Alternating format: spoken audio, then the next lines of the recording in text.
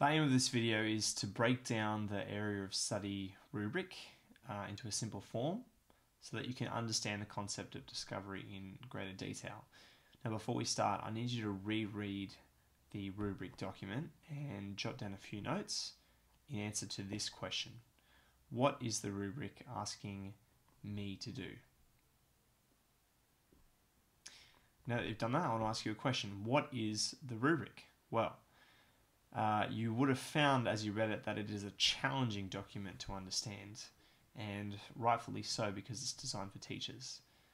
The area of study rubric is simply a set of statements to help a teacher understand the concept of discovery and what they should be teaching. And it creates a uniformity across all different schools in different areas. However, it's really important for you to understand this document because one, all HSC questions come from this one-page document, and two, you should be using the language from the rubric when analysing discovery in a text and when talking about discovery in all aspects of the exam. Now, a simplified rubric. Ms. Kremen's created a simplified rubric which will help you to be able to memorize the key aspects of the rubric. And in my class, I'm going to call this the green sheet.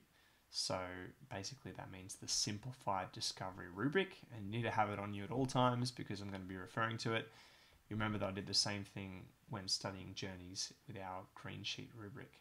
Let me just read through this rubric for you in detail. So, a discovery may be for the first time, a rediscovery, a sudden and unexpected discovery.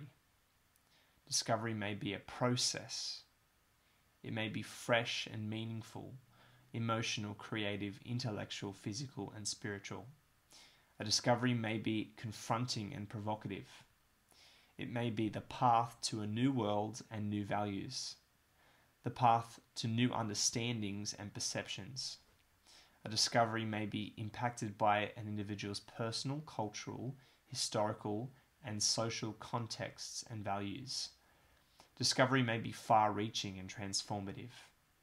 Discovery may be questioned or challenged and reassessed over time, and a discovery may be different in its ramifications for different individuals.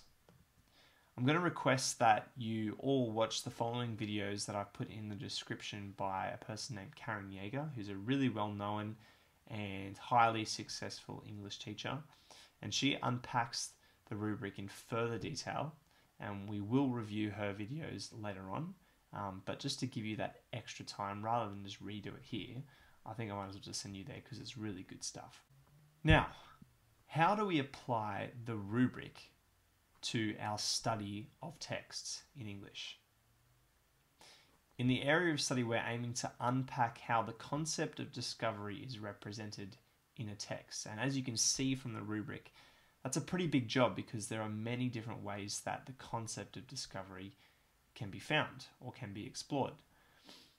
But we also want to compare it to our own understanding of the concept and how other texts also represent the concept. So we don't just focus on the text as a single document, but we also bring in our own understanding, our understanding of the author, and our understanding of other texts as well. And we call these our related texts or our texts of our own choosing.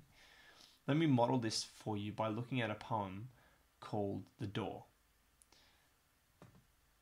Go and open the door. Maybe outside there's a tree or a wood, a garden or a magical city. Go and open the door. Maybe a dog's rummaging. Maybe you'll see a face or an eye or the picture of a picture. Go and open the door. If there's fog, it'll clear. Go and open the door. Even if there's only the darkness ticking, even if there's only the hollow wind, even if nothing is there, go and open the door. At least there will be a draft. When we're aiming to deconstruct this text for discovery, I'm going to be using the rubric for the terms, and then I'm going to be trying to implement some of the textual evidence and some of the techniques that are used to kind of prove what this text is showing about discovery. And the first aspect of discovery that I notice in this text is that it's going to be a discovery for the first time for the reader. The poem is using second person narrative, and it feels like the reader is being instructed to discover something behind the door that has not yet been seen. I can also deduce that it will be an unexpected discovery.